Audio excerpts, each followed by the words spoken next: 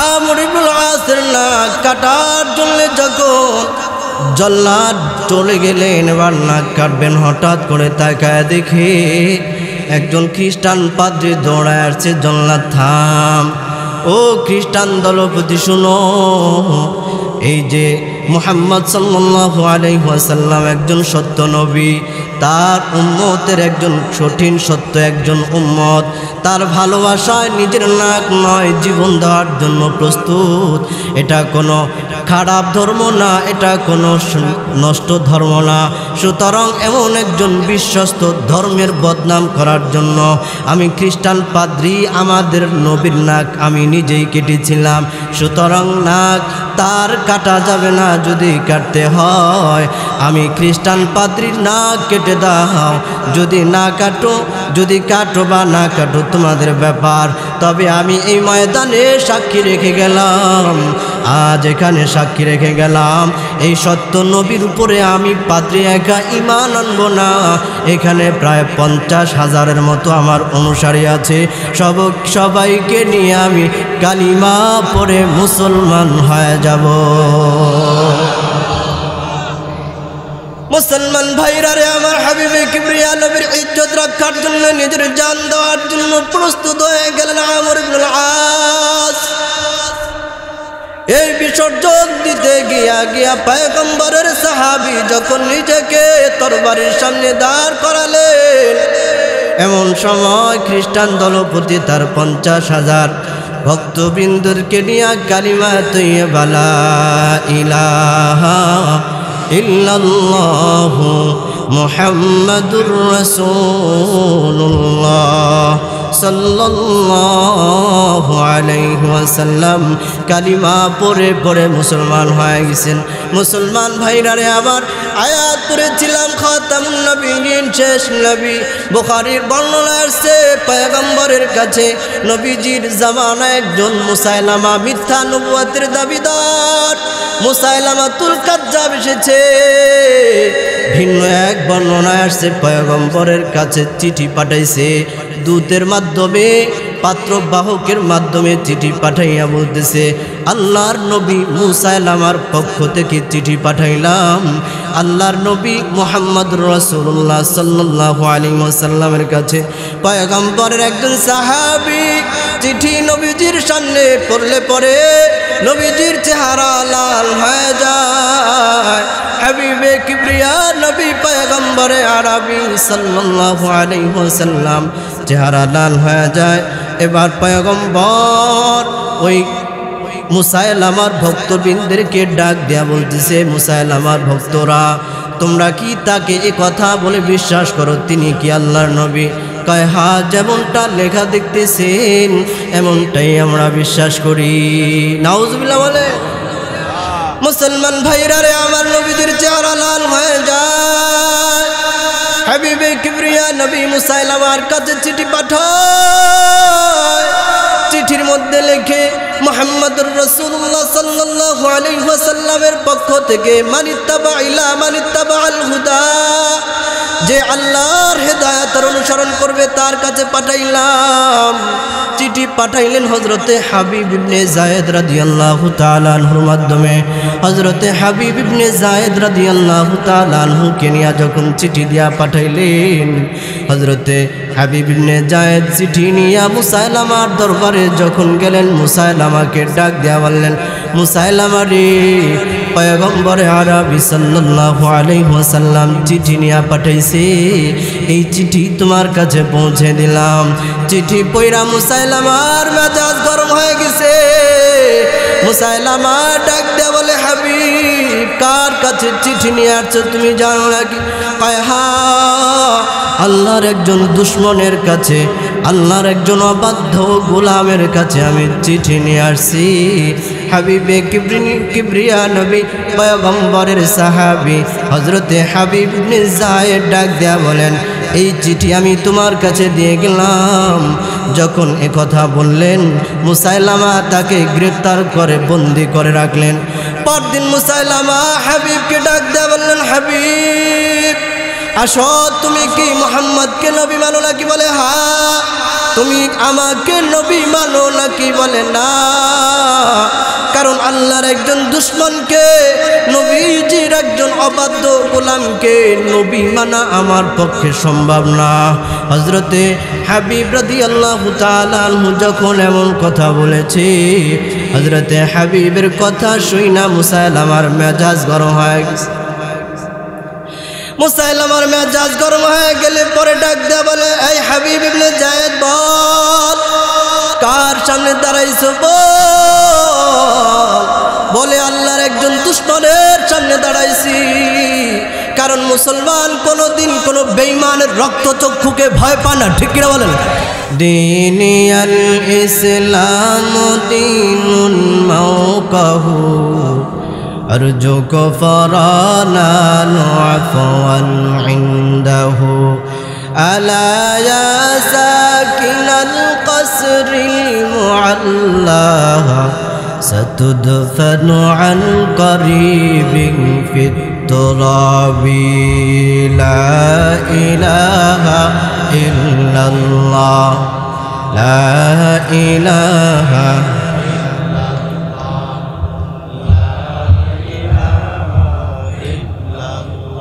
لا إله إلا الله محمد رسول الله صلى الله عليه وسلم سبحانك لا علم لنا إلا ما علمتنا إنك أنت العليم الحكيم رب اشرح لي صدري ويسر لي أمري واحلل عقدة من لساني يفقه قولي ملکا ذکر تو گویم کہ تو پاکی یا خدائی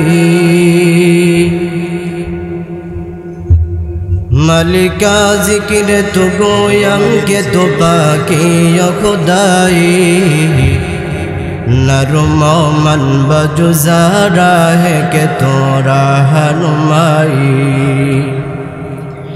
ہم درگاہ تو جویم ہم درگاہ تو گویم ہم درگاہ تو جویم ہم درگاہ تو گویم ہم توحید تو گویم تو بتوحید سجائی ہم توحید تو گویم تو بتوحید سجائی تو خداوند یمینی تو خداوند یساری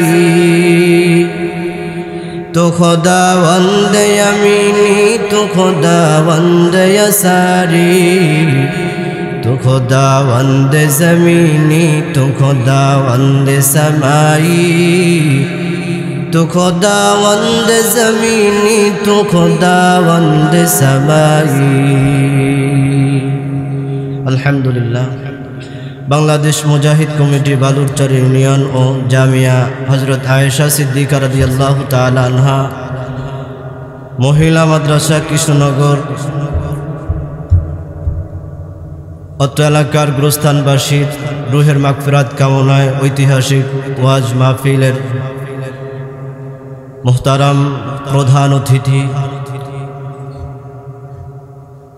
ও সম্মানিত সভাপতি মুআজ্জাজ মুকাররম ওরাসাতুল আম্বিয়া হযরতুল উলামায়ে কিরাম, সামনে উপস্থিত ব্রাদারান ইসলাম, পর্দার অন্তরালে অবস্থানরত শ্রদ্ধেয়া সম্মানিত মা ও বোনেরা, রব্বুল আলামিনের দরবারে শুকরিয়া আদায় করে যে মহান রব্বুল আলামিন আমাদেরকে বড় মায়া করে দয়া করে এই মুহূর্তে মাহফিলে আসার বসার তৌফিক দান করেছেন, সে মহান রব্বুল আলামিনের দরবারে ইমানি আওয়াজে কালিমাতুশ শুকর আদায় করি। সকলে জবান খুলে পড়ি আলহামদুলিল্লাহ। আমি আপনাদের মাঝে বরকতান কুরআনুল কারীমের একটি আয়াতে কারিমা তিলাওয়াত করেছি। প্রিয় নবী, হায়াতুন নবী, জিন্দা নবী সাল্লাল্লাহু আলাইহি ওয়াসাল্লামের অসংখ্য অমীয় বাণী হাদিসে কারিমা থেকে একখানা হাদিস শরীফ তিলাওয়াত করেছি। কোনো ভূমিকা নয়, অল্প সময় একটু বরকতানের নিয়তে এখানে মুরব্বীদের নির্দেশে বসা, তাই আলোচনা অনেক সংক্ষেপ। আমি যে আয়াতে কারিমা তিলাওয়াত করেছি, আল্লাহ রাব্বুল আলামিন বলেন, মা কানা মুহাম্মাদুন আবা আহাদিম মির রিজালিকুম ওয়ালাকিন রাসূলুল্লাহি ওয়া খাতামান নাবিয়্যিন। প্রিয় নবী মুহাম্মদুর রাসূলুল্লাহ সাল্লাল্লাহু আলাইহি ওয়াসাল্লাম তোমাদের কারো বাপ নয়, ওয়ালাকিন রাসূলুল্লাহ, তিনি কি? আল্লাহ তাআলার রাসূল, ওয়া খাতামান নাবিয়্যিন, এবং শেষ নবী।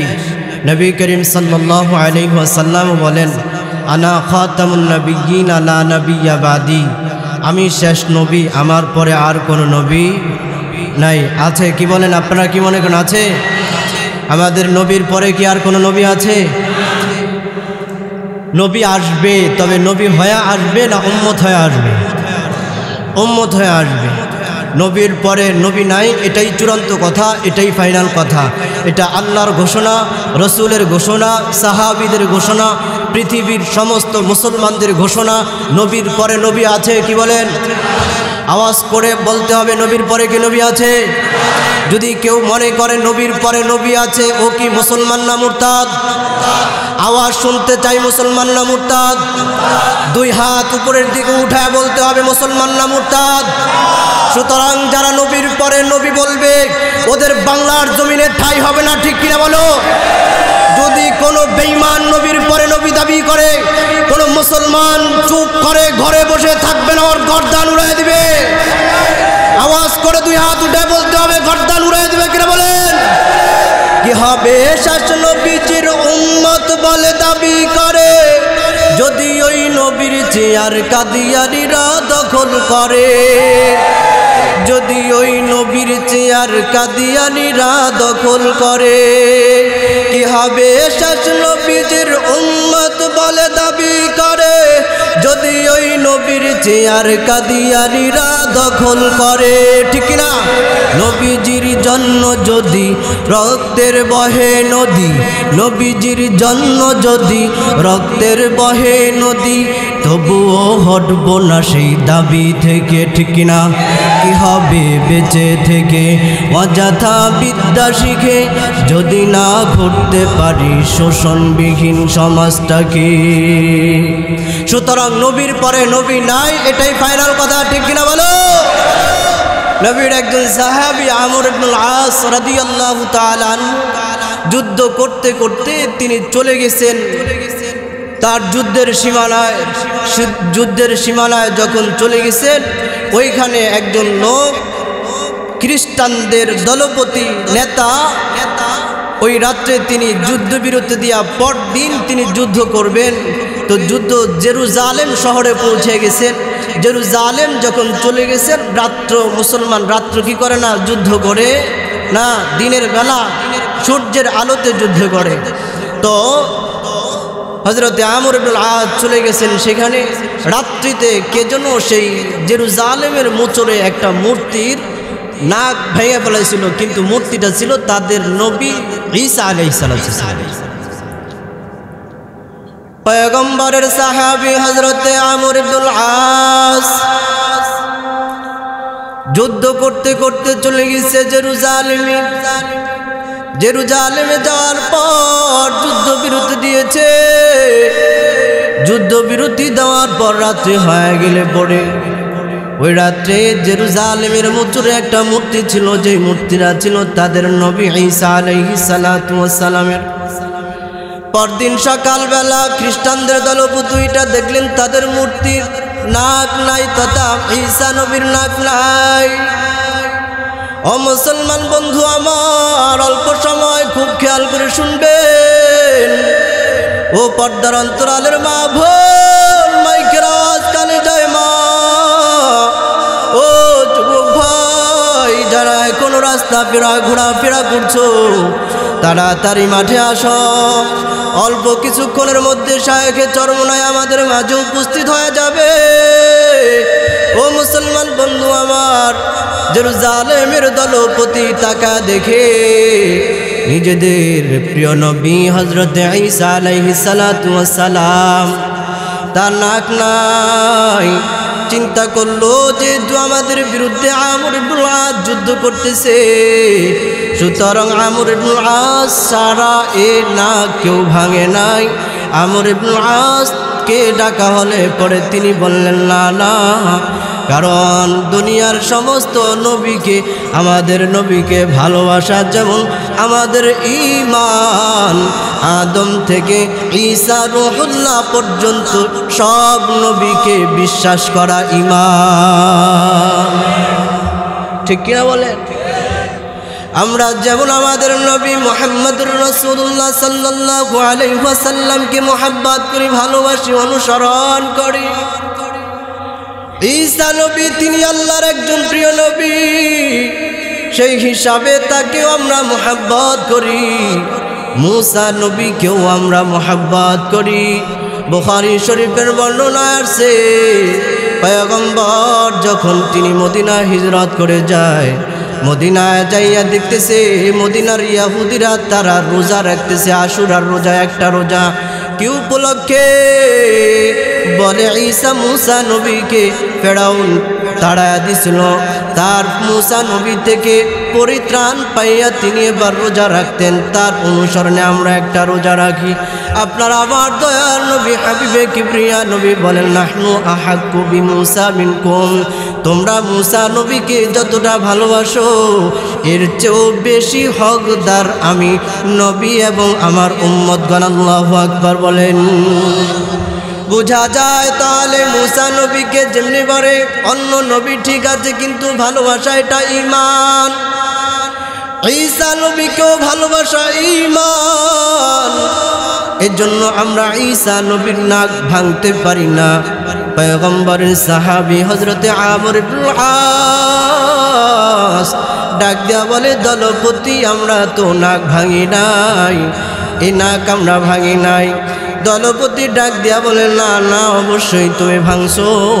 এর প্রতিশোধ নেওয়ার জন্যে ওই খ্রিস্টান দলপতি আমাদের নবীর একটা মূর্তি বানানোর ইচ্ছা করলো, যে এখানে মুহাম্মদ নবীর একটা মূর্তি বানানো হবে, আর ওই মূর্তি বানানোর পরে ঈসা নবীর নাক ভাঙার পরিবর্তে হযরতে মুহাম্মদুর রাসূলুল্লাহর মূর্তির নাক ভাঙা হবে। নাউযুবিল্লাহ। আমর ইবনুল আস ডাক দিয়ে বলে, এটা হতে দেওয়া যেতে পারে না, কারণ আমার নবীর মূর্তি বানাবা আর অপমান করবা, এটা হতে দেওয়া যায় না। কি বলেন? হতে দেওয়া যায়? হতে দেওয়া যায় না। হযরত আমর ইবনুল আস বলেন, তোমরা যদি আমার নবীর ব্যাপারে এমন সিদ্ধান্তই নিয়ে থাকো তাহলে মেনে নাও, বা মেনে নিলাম যে আমি ভাঙছি, তাহলে আমার নাক তোমরা কেটে নিয়ে যাও।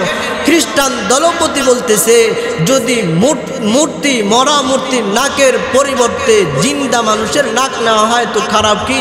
আমর ইবনুল আসের নাক কাটার জন্য তারা প্রস্তুত হলো, জল্লাদ রেডি হয়ে গেল, আমর ইবনুল আসের নাক কাটবে। কিন্তু ঘটনা অন্যদিকে ঘটে গেছে। মুসলমান ভাইরা রে আমার, হযরতে আমর ইবনুল আসের নাক কাটবে। সমস্ত খ্রিস্টান একত্রিত হয়ে গেছে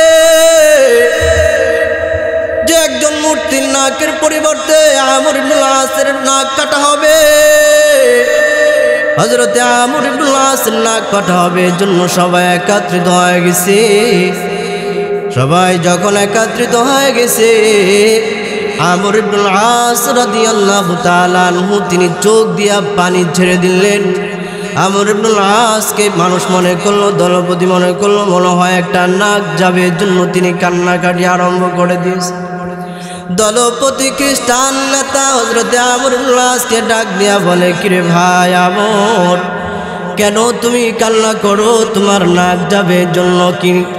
হযরতে আমর ইবনুল আস ডাক দিয়া বলে, না না, আমি এই জন্য কান্না করি না রে বেকুব, আমি কান্না করি হাসরের ময়দান যখন কায়েম হয়ে যাবে, আমার কত মুজাহিদ ভাই তারা কেউ বা হাত ছাড়া উঠবে, কেউ বা নাক ছাড়া উঠবে, কেউ বা গর্দান ছাড়া উঠবে, কেউ বা তার শরীরের এক এক অঙ্গ নিয়া উঠবে।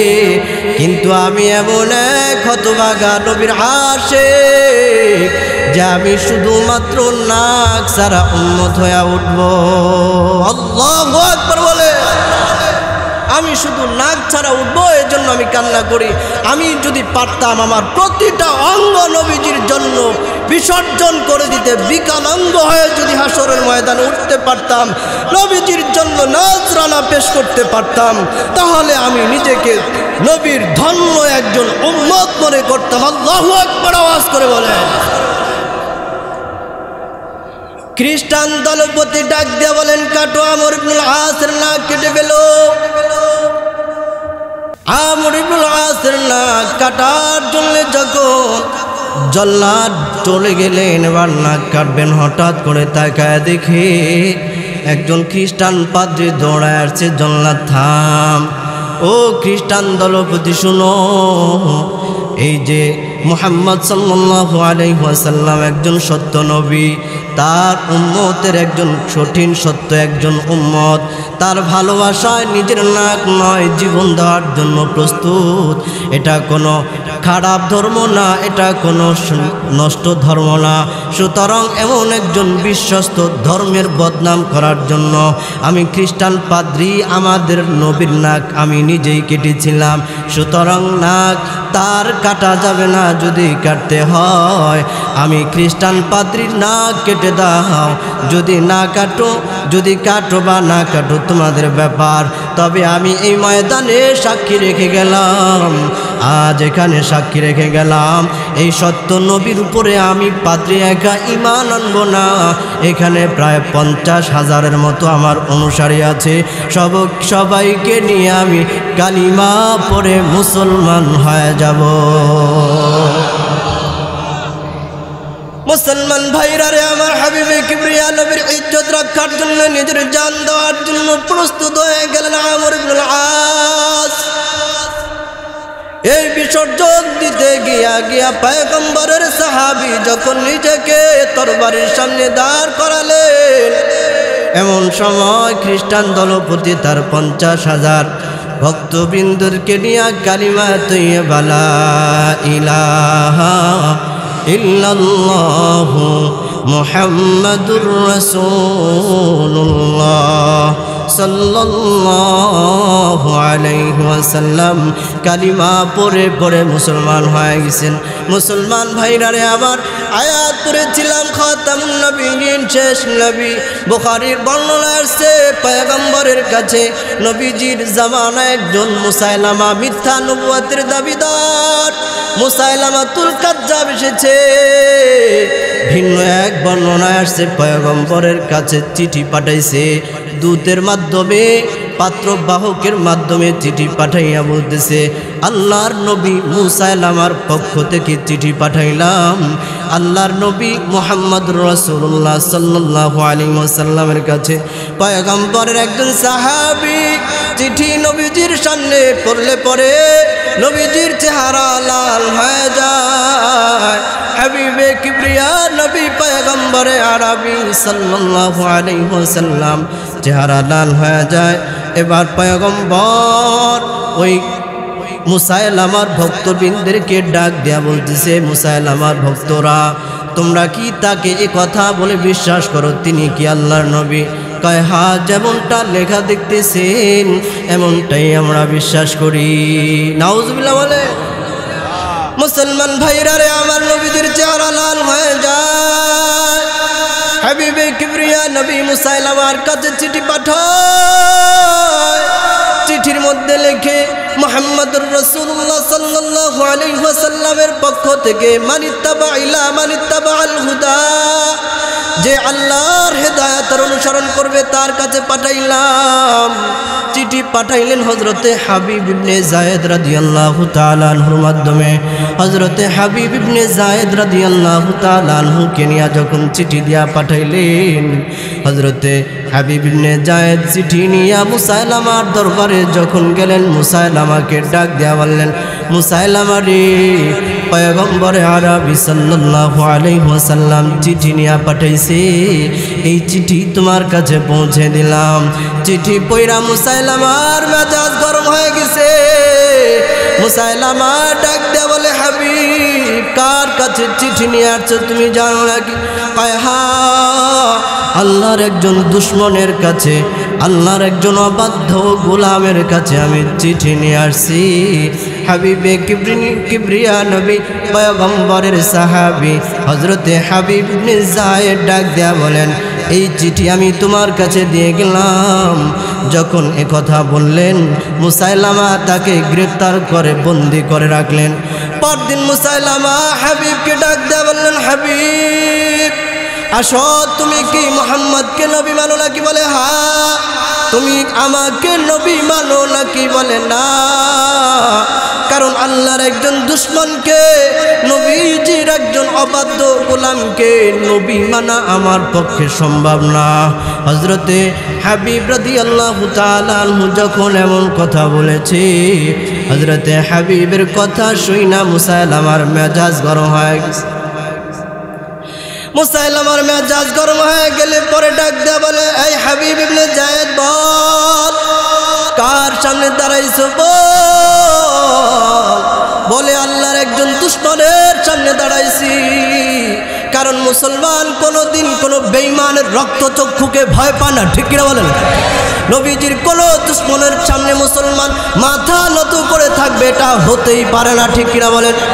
মুসলমান ভাইরা রে আমার, হাবিবে কিবরিয়া নবী পয়গম্বর আরবির দূত হযরতে হাবিব ইবনে যায়েদ রাদিয়াল্লাহু তাআলা আনহুকে যখন কোনোভাবেই তাকে মানাইতে পারে না যে মুসাইলামা একজন নবী, মুসাইলামা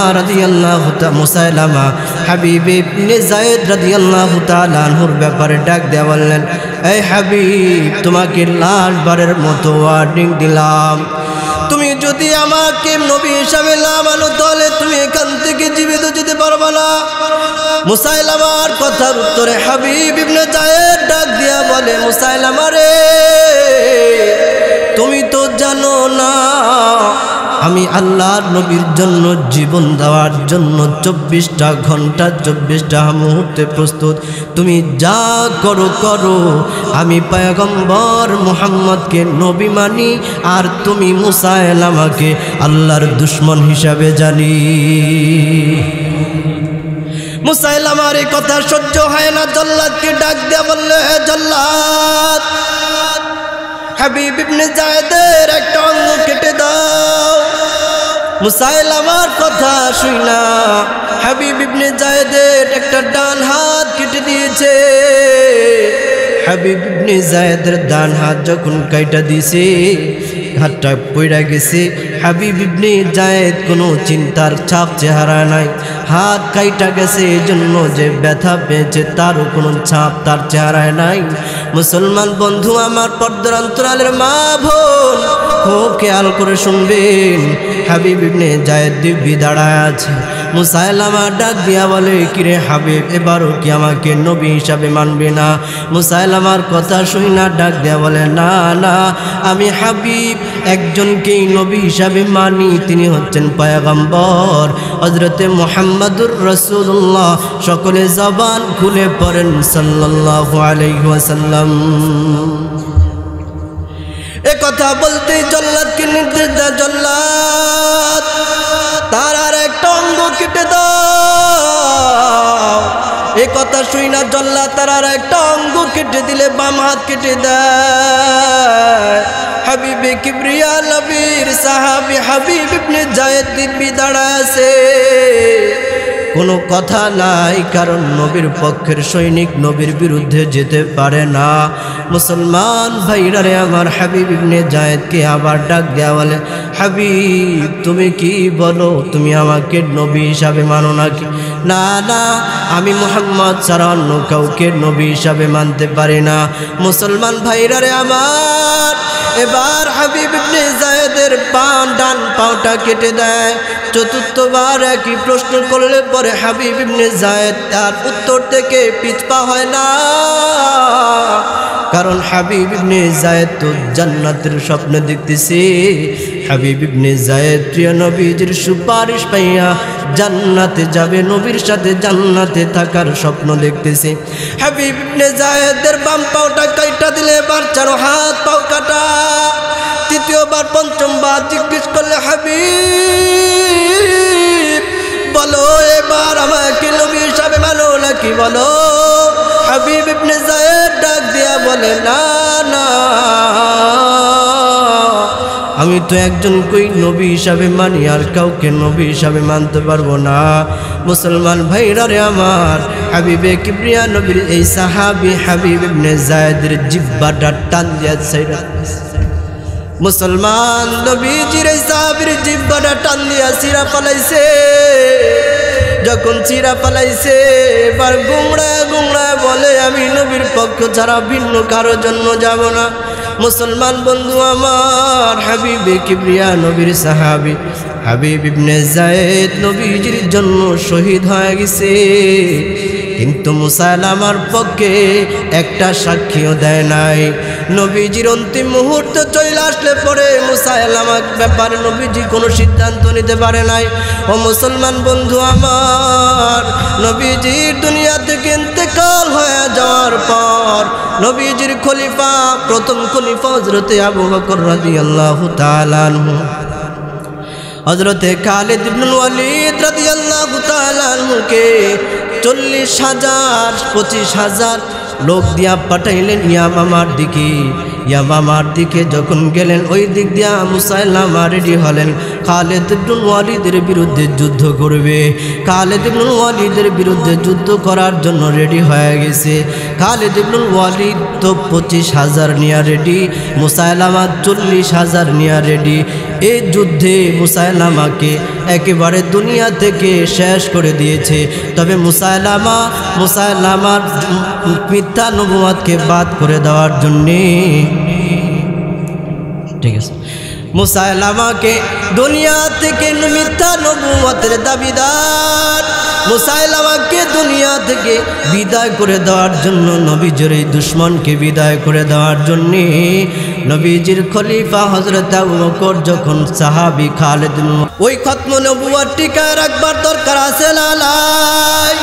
মুসলমান ভাইরা রে আমার, খতম নবুয়তের জন্য যদি নিজের জান চায় জান দিব, মাল চায় মাল দিব, নিজের শরীর চায় শরীর দিব, কিন্তু কোন বেঈমানের সামনে মুসলমান মাথা নত করতে পারে না, ঠিক কিনা বলে? এর জন্য মুসলমান ভাইরা রে আমার, কোন বেঈমান যদি মিথ্যা নবুয়তের দাবি করে, এর জন্য দাঁত ভাঙা জবাব দেওয়ার জন্য কে কে প্রস্তুত আছেন? দুইটা হাত দেখায় দেন। নারায়ে তাকবীর, নারায়ে তাকবীর, আল্লাহু আকবার। আল্লাহ কবুল করেন, বলুন আমিন।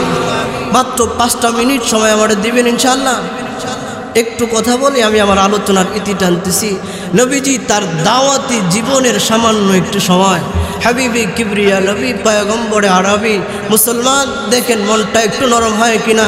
কিবরিয়া নবী যখন মক্কি জীবনে তার দাওয়াতি জীবন শুরু হয়, তিনি তার এই দাওয়াতি জীবনে প্রথমে খোলামেলা দাওয়াত দিতে পারেন নাই। আত্মীয় স্বজনের বাড়িতে গিয়া দাওয়াত দিছেন, হ্যাঁ, কিন্তু আত্মীয়রা প্রথমে তাকে সাপোর্ট করে নাই। কত নবীজি মানুষের বাড়িতে গিয়া মার খেয়েছেন এই ধর্মকে টিকায় রাখবার জন্যে, ইসলামকে কিয়ামত পর্যন্ত টিকায় রাখবার জন্যে। আমরা কি এই ধর্মকে টিকায় রাখার জন্য রাজি আছি? সবাই রাজি আছি? জোরে আওয়াজ করে বলেন আল্লাহু আকবার।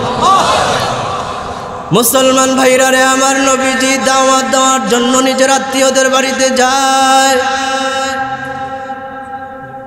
নিজের দাওয়াত দেওয়ার জন্য আত্মীয়দের বাড়িতে যায়, দাওয়াত দেওয়ার জন্য আত্মীয়র বাড়িতে যায়। একদিন 2 দিন যায়, রাত্রিবেলা দাওয়াত দেয়। নবীজি রাত্রিবেলা দাওয়াত দেয়। কোন একজন আত্মীয়র বাড়িতে যাইয়া বলে, আমি আব্দুল মুহাম্মদ ইবনে আব্দুল্লাহ তোমাদের বাড়িতে আসছি, আমি মুহাম্মদ আল্লাহর পক্ষ থেকে রসুল, কালিমা পড়ো, মুসলমান হও। লোক ঘর থেকে আইসা নবীজিকে মাইরা নবীজির গালে থাপ্পড় দিয়া নবীজিকে বিদায় করে দেয়।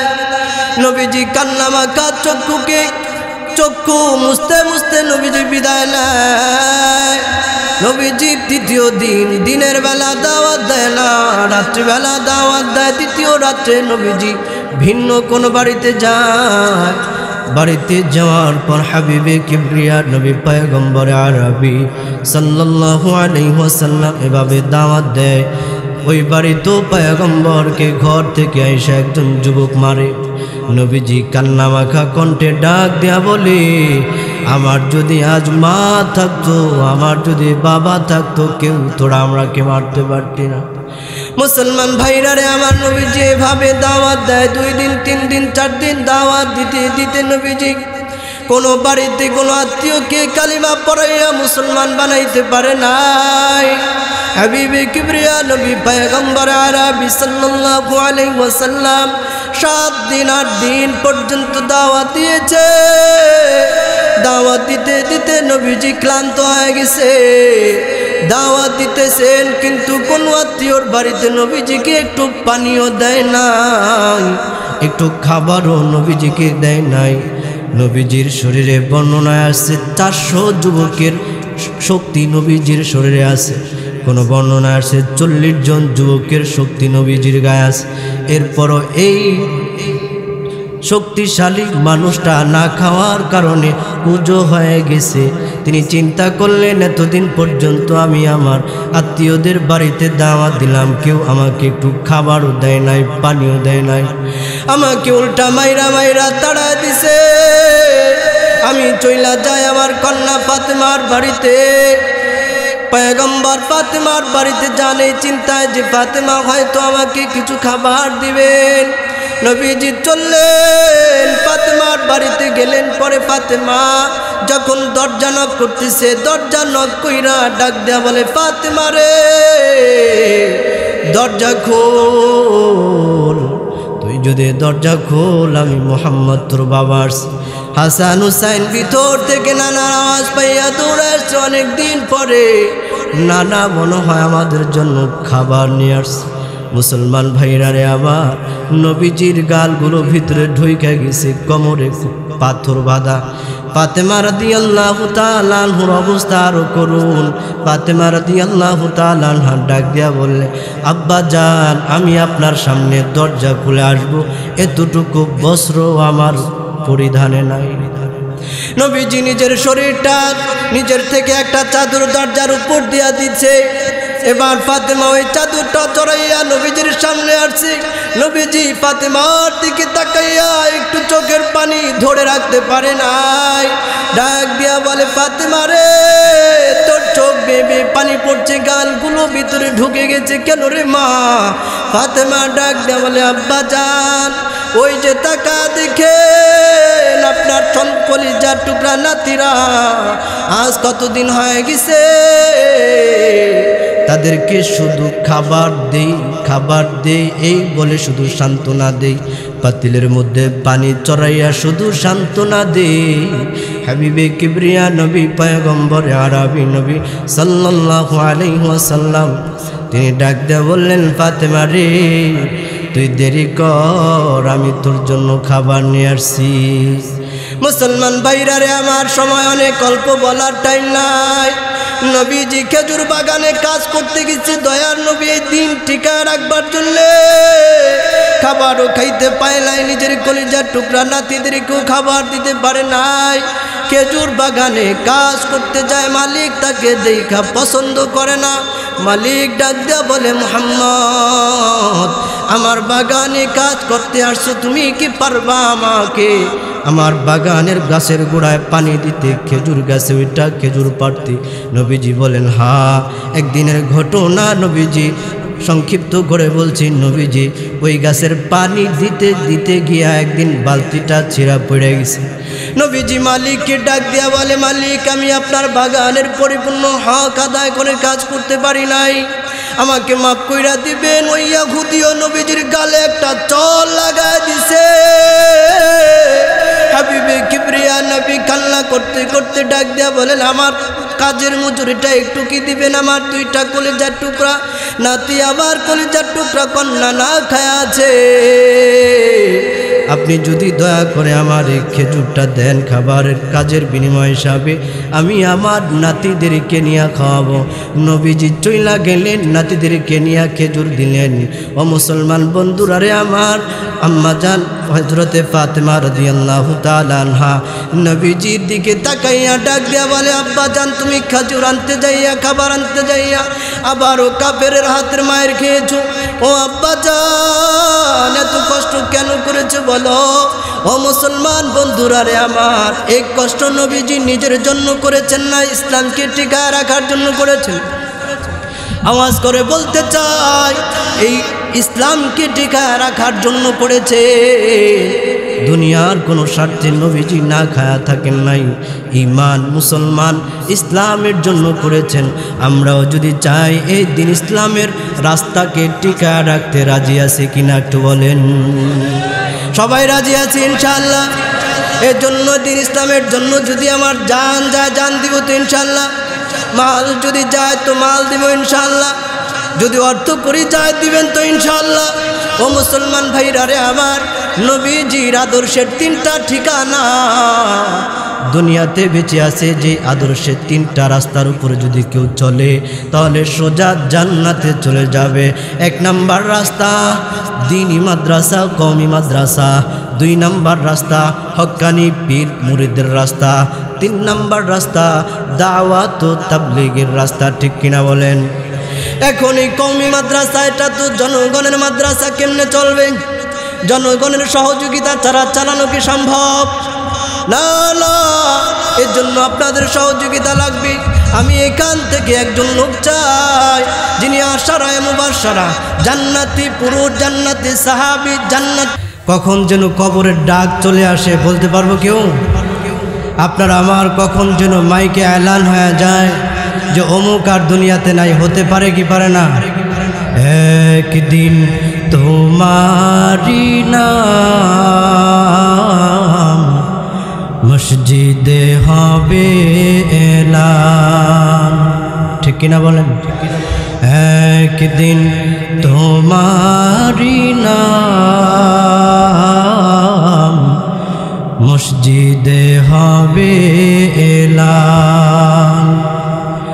তৈরি থেকো তৈরি রেখো, তৈরি থেকো তৈরি রেখো, সুন্নতি আমল ঈমান। একদিন তোমারি নাম মসজিদে হবে এলান। এর জন্য মুসলমান ভাইরা রে আমার, মরণের জন্য তৈরি হওয়ার দরকার আছে না নাই? মালাকুল মউত তোমার কাছেও আসবে,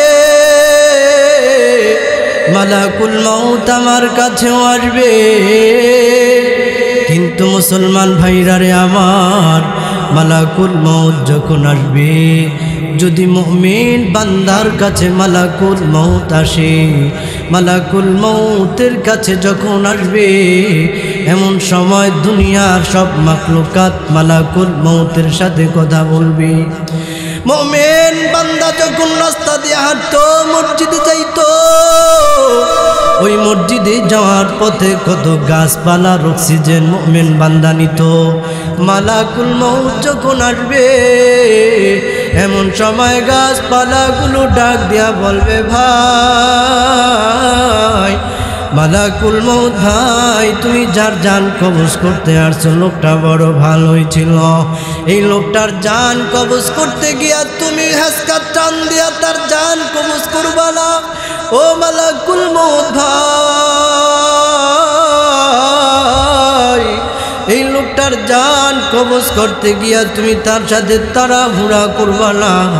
মালাকুল মউত ভাই রে, লোকটা বড় মুত্তাকি ছিল, আল্লাহওয়ালা ছিল, কিন্তু পয়গম্বর বলেন, ইযা উহতুদিরাল মুমিনু আতাত মালাইকাতু বিহারিরাতিন বাইদা ফায়াকুলুনা খুরুজি ইলা রূহিল্লাহি ওয়া রাইহান ওয়া রাব্বিল গায়রি গজবান। মুমিন বান্দার কাছে যখন মালাকুল মউত আসবে, মুমিন বান্দার কাছে যখন মালাকুল মউত আসবে, জান্নাতের রেশমি রুমাল নিয়ে, সুগন্ধি মাখা রুমাল নিয়ে আসবে। মুমিন বান্দাকে ডাক দিয়া বলবে ইয়া আইয়াতুহান নাফসুল মুতমাইন্নাহ ইরজিই ইলা রাব্বিকি রাদিয়াতাম মারদিয়াহ ফাদখুলি ফি ইবাদি ওয়াদখুলি জান্নাতি। মুমিন বান্দাকে রেশমি রুমালের মধ্যে সুগন্ধিওয়ালা একটা রুমাল নিয়ে আইসা ডাক দিবি, এই মুমিন ভাই চলো না এমন রবের দিকে যে রব তোমার প্রতি খুশি, তুমি ওই রবের প্রতি খুশি। রব্বুল আলামিন বলেন কারা আমার প্রতি খুশি? ইন্নাল্লাযীনা ক্বালু রাব্বুনাল্লাহ থুম্মা ইসতাকামু তাতানাজ্জালু আলাইহিমুল মালাইকা আল্লা তাখাফু ওয়া লা তাহজানু وأبشروا بالجنة التي كنتم توعدون। জোরে জোরে আওয়াজ করে বলেন। এর জন্য রব্বুল আলামিন ডাক দিয়া বলেন যারা আমি রব কি রব মেনে চলবে, রবকে রব মেনে চলবে এবং রবকে মানার পর তার উপরে ইস্তেকামত থাকবে। এই আয়াতের ব্যাখ্যায় হযরত ওমর ইবনুল খাত্তাব রাদিয়াল্লাহু তাআলা আনহু ডাক দিয়া বলেন, ও দুনিয়ার মুমিন, যারা রবকে মেনে জান্নাতে যেতে চাও তারা রবকে মেনে রবের হুকুম নবীর তরিকা অনুযায়ী চলতে লাগবে। মুসলমান ভাইরা রে আমার, আমরা তো রবকে মানি, মন চাহে জিন্দেগি অনুযায়ী চলি। এমন মনে হয় যে দুনিয়া আমার সারা জীবনই থাকার জায়গা, দুনিয়াতে মনে হয় আজীবনই আমরা থাকব। এমনভাবে চলাফেরা যেন কোনো দিন মালাকুল মউত আমার কাছে আসবে না। ও ভাই, কত তোমাদেরকে ওলামায়ে কেরাম করে, কত বয়ান মসজিদের জুমায় জুমায় হয়, কিন্তু আজ মানুষগুলো এভাবেই চলে যেন মরণ নাই, কবর জগৎ নাই, হাসর নাই। এভাবে দুনিয়া চলতে থাকবে। বলেন দুনিয়াতে কেউ থাকতে পারবে নাকি? আওয়াজ করে বলেন থাকতে পারবে নাকি? ও তুই এই দুনিয়ার মায়ায় পড়ে করছো কত বাহানা, এ যে নই তোরা আসল বাড়ি, কবর যে তোরা আসল ঠিকানা। এ যে নই তোরা আসল বাড়ি, কবর যে তোরা আসল ঠিকানা। ও তুই এই দুনিয়ার মায়ায় পড়ে করছো কত বাহানা, এ যে নই তোরা আসল বাড়ি, কবর যে তোরা আসল ঠিকানা। এ যে নই তোরা আসল বাড়ি, কবর যে তোরা আসল ঠিকানা। এর জন্য মুসলমান ভাইরা রে আমার, কেউ দুনিয়াতে থাকতে পারবো না। পৃথিবীর শুরু থেকে এ পর্যন্ত কোনো ক্ষমতাওয়ালা থাকতে পারে নাই, আমিও আপনিও থাকতে পারবো না। যখন মালাকুল মউত বৎকারের কাছে আসবে, ইদা উহতুদিরাল কাফির আতাত মালাইকাতু বিমিসহিন ফায়াকুলুনা খুরুজি ইলা আযাবিল্লাহি আযযা ওয়া জাল। যখন কোনো বেঈমানের কাছে মৃত্যু মালাকুল মউত আসবে, মালাকুল মউতের কাছে দুনিয়ার আলো বাতাস জমিন ডাক দিয়া বলবে, মালাকুল মউত ভাই, এই লোকটা বড় খারাপ ছিল, এই লোকটা বড় খারাপ ছিল, চলতে পড়তে জমিনে দম্ভ করে হাঁটত। মুসলমান ভাইরা রে আমার, কেউ দুনিয়াতে দম্ভ কইরা হাঁটবে, কবর থেকে কবর ডাক দিয়া বলবে, দুনিয়াতে থাইকা দম্ভ কইরা হাঁটছ, আমি কবর কিন্তু তোমার জন্য রেডি। হাবিবে কিবরিয়া নবী বলেন ইদা উযিআল মাইয়িতু ফি কবরিহি ইয়াতিহি মালাকান যখন কোনো মুমিন যখন কোনো মানুষকে মৃত্যুবরণ হয়ে যায় মৃত্যুবরণ করবার পর কবরের মধ্যে রাখা হয় কবরের মধ্যে যখন রাখে ইয়াতিহি মালাকানে ফায়ুজলিসানিহি আর এক বর্ণনায় আছে ফায়ুকঈদানিহি উভয় শব্দের অর্থ একই যে মালাকুল মউত যখন আসবে যখন ওই মৃত্যু ব্যক্তিকে কবরে শোয়ানো হবে কবরে শোয়ানোর পর ওই কবরে দুইজন ফেরেশতা আসবে যাদেরকে মুনকার নাকির বলা হয় তারা জিজ্ঞেস করবে মার রব্বুকা ফায়াকুলানি লাহু মার রব্বুকা ফায়াকুলু লাহু মা রব্বি আল্লাহ যদি বান্দা মুমিন হয়ে থাকে বলবে আমার রব আল্লাহ আবার জিজ্ঞেস করবে ওমা দীনুকা ফায়াকুলু লাহু মা দীনিয়াল ইসলাম লোকটা ফেরেশতাদেরকে বলতে থাকবে আমার ধর্ম ইসলাম যদি ইসলাম মাইনা থাকে তাহলে উত্তর দিতে পারবে ইসলাম যদি ইসলাম মাইনা না থাকে তাহলে পরিস্থিতি কি হবে ভিন্ন হাদিসে নবী বলেন 3 নাম্বার নবীজি বলেন তো 3 নাম্বার প্রশ্ন করা হবে নবীজির চেহারা সামনে দেখানো হবে জিজ্ঞেস করা হবে ওমা হাদার রাজুলু আল্লাযী বুইসা ফীকুম জিজ্ঞেস করা হবে তোমাদের মাঝে একজন লোক পাঠানো হয়েছে তার চেহারা এই চিনো নাকি বলো চিনো নাকি লোকটা বলবে হাযা মুহাম্মাদুর রাসূলুল্লাহ সকলে আওয়াজ করে বলেন সাল্লাল্লাহু আলাইহি ওয়াসাল্লাম এমনিতে আকাশ থেকে আওয়াজ আসবে গায়েব থেকে আওয়াজ আসবে আন সাদাকা আবদি ফাআফরিশুহু মিনাল জান্নাহ ওয়া আলবিসুহু মিনাল জান্নাহ আওয়াজ আসবে আমার গোলাম সত্য বলেছে আমার গোলাম সত্য বলেছে সুতরাং ওই বিছানাহীন কবরে বিছানা বিছা দাও বাতিহীন কবরে বাতি দিয়া দাও পয়গম্বর বলেন তার চেহারা তার দৃষ্টির সীমানা যত দূর যাবে তার কবরকে তত দূর পর্যন্ত প্রশস্ত করে দেওয়া হবে সুবহানাল্লাহ কিন্তু মুসলমান ভাইরা রে আমার লোকটা যদি বদকার হয়ে থাকে বলবে লা লা জানি না লা লা জানি না হা হা লা আদ্রি এই প্রশ্নের উত্তর কি আমি জানি না মুসলমান ভাইরা রে আমার তখন কবর আযাব শুরু হয়ে যাবে কবরের আযাব শুরু হয়ে যাবে এক পাশের কবরের মাটি আর এক পাশের মাটি কেমন জোরে চাপ দিবে এক পাথরের হাড্ডি আর এক পাথরের মধ্যে ঢুকে যাবে এর জন্য ঈমান আমল মজবুত করে কবরে যাওয়ার দরকার আছে না নাই জোরে আওয়াজ করে বলেন আছে কি বলেন আল্লাহ পাক আমাদের সবাইকে ঈমান আমল মজবুত করে যাওয়ার তৌফিক দান করেন বলুন আমিন।